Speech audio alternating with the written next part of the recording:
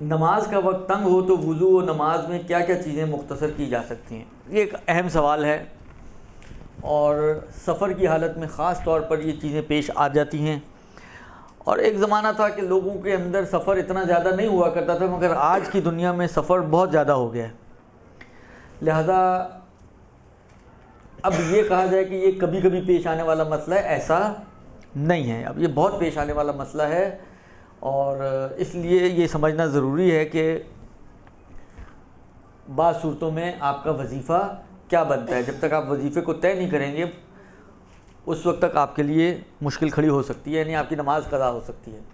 خیر، یہ جو میں نے جملہ کہا آپ کی نماز قضا ہو سکتی ہے، معاشرے سے پوچھیں تو کہیں گے تو کیا ہو گیا، ہو جائے گی تو ہو جائے گی، قضا کر لیں گے، درست؟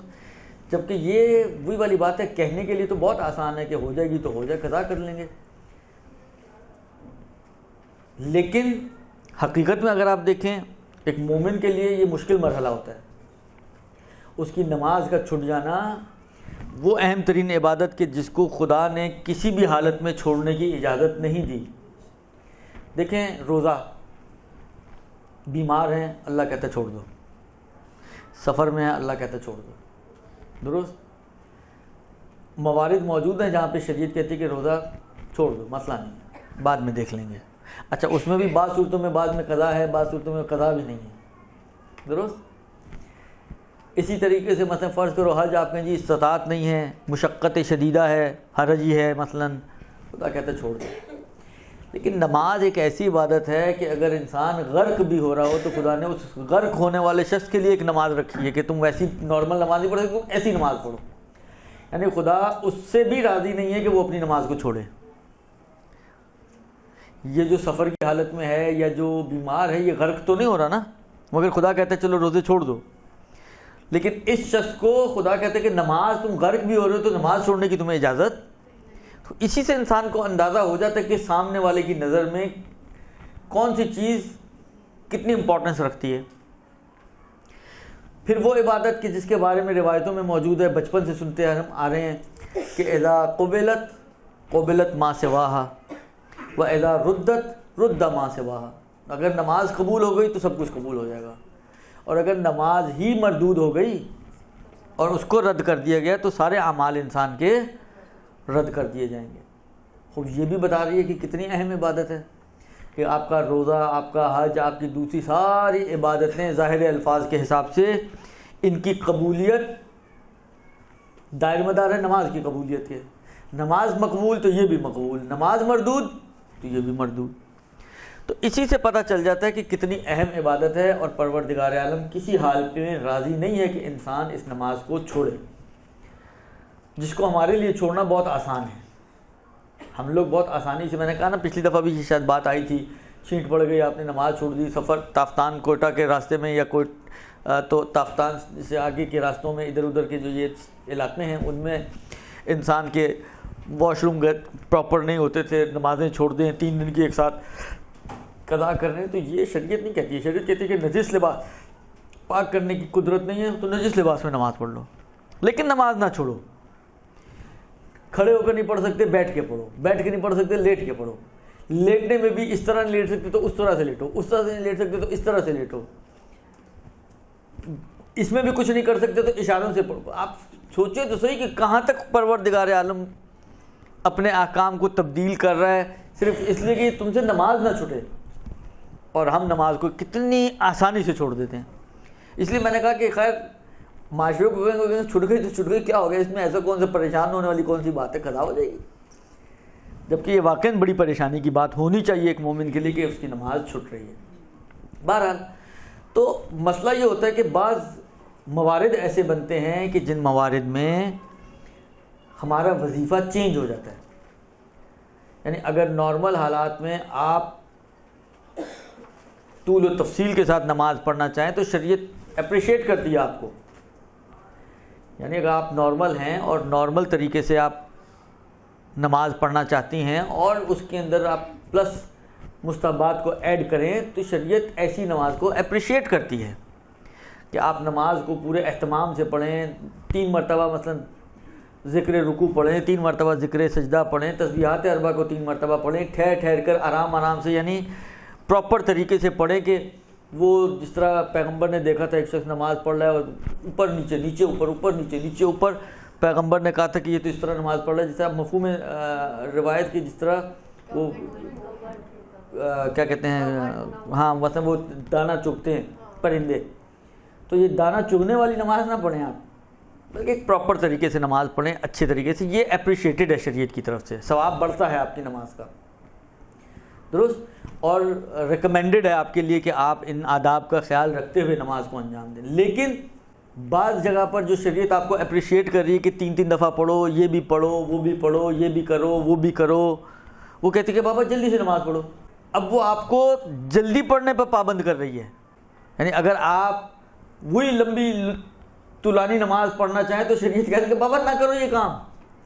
بعض اوقات حرام کی حد تک پہنچ جاتا ہے یہ چیز، یعنی شریعت اس لمبی نماز پر سزا دے گی.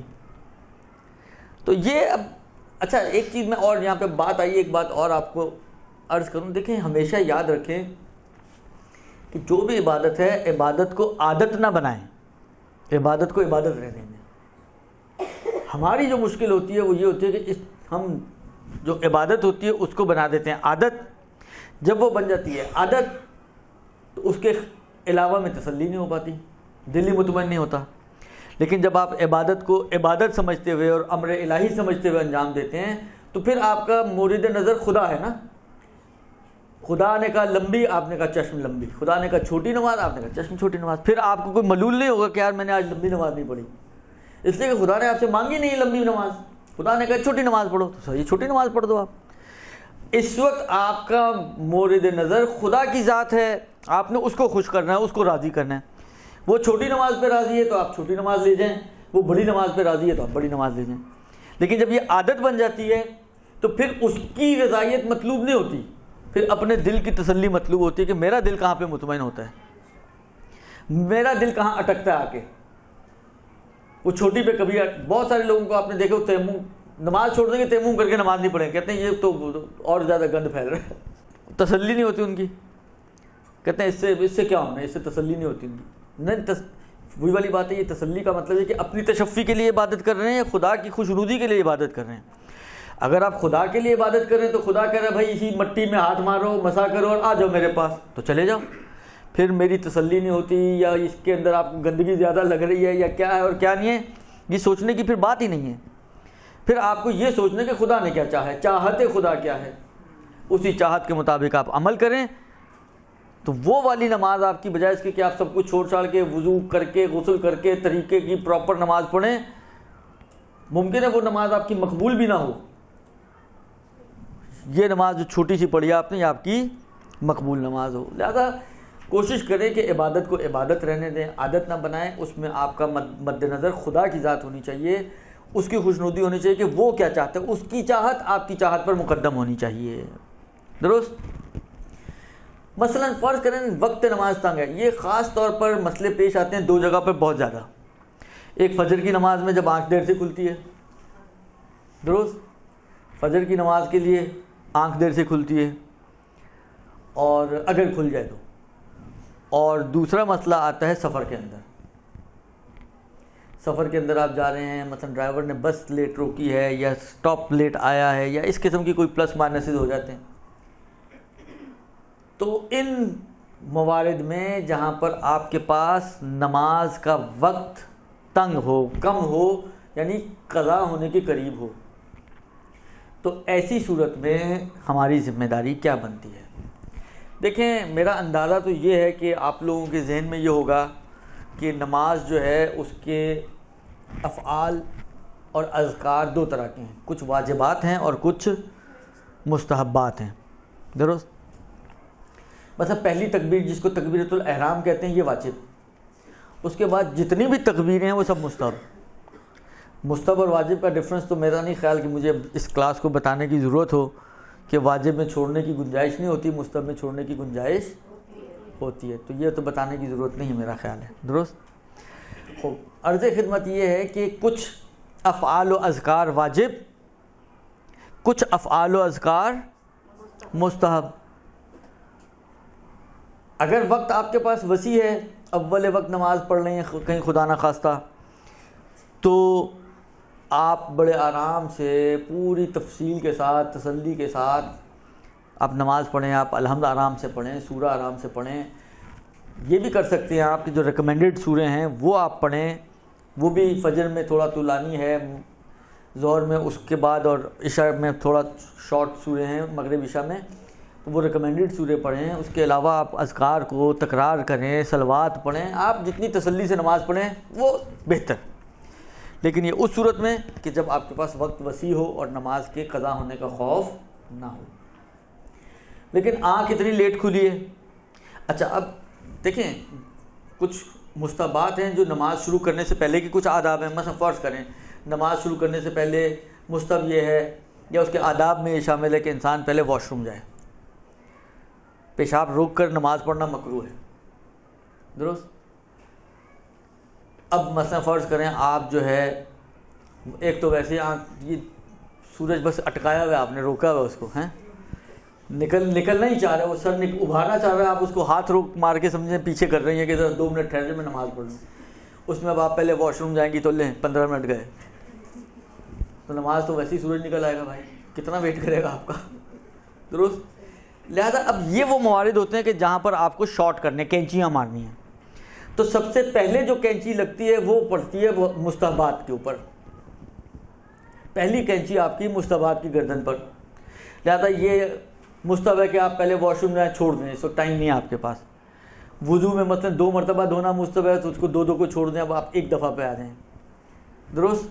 اس میں بھی آپ مثلا فرض کریں 1 دفعہ میں بھی بعض اوقات انسان احتیاط کرتے ہوئے تھوڑا ٹائم لگاتا ہے. آپ وہ ٹائم بھی جتنا شارٹ کر سکتی ہیں شارٹ کریں, اور شارٹلی جو واجب وضو ہے اس حد تک اکتفا کریں.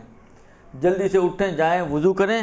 اب آپ آ کے مصلی پہ کھڑی ہو گئیں, تکبیرۃ الاحرام تو واجب ہے, وہ تو کہنی ہے. اس کے بعد اگر آپ اتنا ٹائم ہے کہ الحمد و سورہ دونوں پڑھ کے آپ نماز کو وقت میں ختم کر سکتی ہیں تو الحمد و سورہ دونوں پڑھیں. اگر آپ دیکھتے ہیں کہ نہیں ٹائم صرف اتنا باقی ہے کہ الحمد پڑھ کے میں پڑھ سکتی ہوں, اگر سورہ بھی پڑھوں گی تو نماز قضا ہو جائے گی, تو سورہ بھی ڈراپ کر دیں. یہ توضیح المسائل میں مسئلہ دیا ہے, سورہ بھی ڈراپ کرتے ہیں آپ. پھر اس کے ساتھ یہ مستحبات, یہ سمع اللہ, یہ بالآخر حالہ 5 سیکنڈ ہی صحیح, 5 سیکنڈ آپ لگانا چاہیں تو یہ 1 منٹ لگ جائے گا پورے سارے مستحبات کو انجام دینے میں, اور ٹائم آپ کے پاس 2 منٹ کا ہے. لہذا آپ فرض کریں کہ یہ 1 منٹ بھی بچائیں آپ. تو جہاں جہاں پر آپ کو کینچی مار سکتے ہیں, پہلے مستحبات میں, وضو کے اندر, اس سے مقدمات وضو کے لیے, پھر خود نماز کے اندر یہ سمع اللہ, یہ بحول اللہ, یہ لمبا چوڑا قنوت. آپ قنوت میں جو ہے مثلا فرض کریں دعائے امام زمانہ پڑھ لیں, 1 دفعہ آپ دعائے امام زمانہ پڑھتی ہیں, 1 دفعہ آپ کہتے ہیں مثلا ایک صلوات پڑھ لیں یا ایک سبحان اللہ پڑھ لیں اور رکوع میں چلی جائیں. کتنا ڈفرینس آ جائے گا دعا امام زمانہ پڑھنے میں اور صرف ایک سبحان اللہ کہنے میں, ٹھیک ٹھاک فرق آ جائے گا. اگر آپ کو ثواب لینے کا اتنا ہی شوق ہے تو ایک سبحان اللہ کہتے ہیں, ورنہ اصل اگر اور بھی شارٹ ہے وقت, یہ قنوت بھی چھوڑتے ہیں آپ. قنوت بھی مستحبات میں سے, یعنی بغیر قنوت کے نماز ہو سکتی ہے, درست. لہذا قنوت کو بھی آپ نے ڈراپ کر دیا, سمع اللہ بھی ڈراپ ہو گیا, بحول اللہ بھی ڈراپ ہو گیا, استغفار بھی درمیان میں 200 اٹھیں, اللہ اکبر, واپس سجدوں میں. اس طریقے سے آپ کو پھر نماز پڑھنی ہوگی. جب آپ کے پاس نماز کے لیے وقت تنگ ہو تو مستحبات اور واجبات میں سے, واجبات میں خاص طور پہ جو کینچی لگتی ہے وہ سب سے پہلے سورہ پہ لگتی ہے, درست. لہذا ان کے اوپر کینچی مار کر آپ کو نماز پڑھنی ہوگی. اب آپ کہیں جی میری تسلی کو, یہ کیسی نماز ہوئی؟ حالت جیسی بھی ہوئی, اگر خدا کی خاطر کی ہے تو ہو گئی, اور اگر آپ کے دل کی تسلی کی ہے تو پھر تو ظاہری بات نہیں ہوئی, درست. لہذا اس انداز سے آپ کو, یہ سفر میں بھی یہی مسئلے آتے ہیں. اب آپ فرض کریں آپ کے اس نے بس ایسے موقع پہ روکی, اب آپ کا مثلا فرض کریں لباس بھی نجس تھا, آپ کو اگر وقت پہ رک جاتی تو آپ پاک کر کے پڑھتی. اب آپ کے پاس نہیں ہے ٹائم اتنا کہ آپ چینج کریں یا کیا کہتے ہیں اس کو پاک کریں, اسی لباس میں آپ پڑھ لیں نماز. اب بجائے اس کے کہ آپ نماز چھوڑ دیں, خدا تو آپ کو کہہ رہے کہ بابا اسی لباس میں پڑھ لو, تو پڑھ لیں. پھر اگر آپ چھوڑ لیں تو اس کا مطلب ہے کہ آپ پھر خدا آپ کا مطمع نظر نہیں ہے, آپ کے مطمع نظر آپ کا اپنا دل ہے, وہ نہیں مانا, لہذا آپ نے چھوڑ دی, درست. لہذا یہ بہت ضروری ہے خاص طور پہ نماز میں کہ یہ پہلی تکبیر کے علاوہ تمام تکبیرات, سمع اللہ, بحول اللہ, دونوں سجدوں کے درمیان بیٹھنا تو واجب ہے، لیکن بیٹھ کر استغفار پڑھنا یہ مستحب۔ تشہد تو پورا واجب ہے، لیکن سلام میں آخری سلام واجب، آپ ایک سلام پر اکتفا کریں۔ یہ ساری چیزیں آپ کٹ کر سکتی ہیں۔ پہلے 2 سلام استغفر اللہ، سمع اللہ، بحول اللہ، تسبیحات 4 ایک دفعہ پڑھیں آپ۔ سورہ الحمد تو چھوٹا والا الحمد نہیں ہے، وہ تو ایک ہی الحمد ہے، لیکن سورہ میں تو آپ چھوٹا بڑا چوز کر سکتی ہیں۔ آپ کی مثلا روٹین ہے کہ آپ سورہ اعلیٰ پڑھتی ہیں نماز فجر میں، حافظے کے لیے کہا جاتا ہے اچھی ہے فجر کی نماز میں سورہ اعلیٰ پڑھنا، لیکن آج بھی آپ سورہ اعلیٰ پڑھیں گی تو حافظہ تو اچھا ہو جائے گا، لیکن اللہ نکل جائے گا ہاتھ سے، درست؟ لہذا آج اس کو چھوڑ کے آپ مثلا سورہ کوثر پڑھ لیں، تو چھوٹا سورہ کو چوز کریں۔ تو یہ ساری چیزیں ہیں کہ جو آپ کو خیال رکھنی ہے کہ اگر آپ کے پاس نماز کا وقت تنگ ہو تو ان چیزوں کا خیال رکھتے ہوئے آپ کو نماز انجام دینی ہوگی، درست جی؟ برحمتك يا أرحم الراحمين وصلى الله على محمد وآله الطاهرين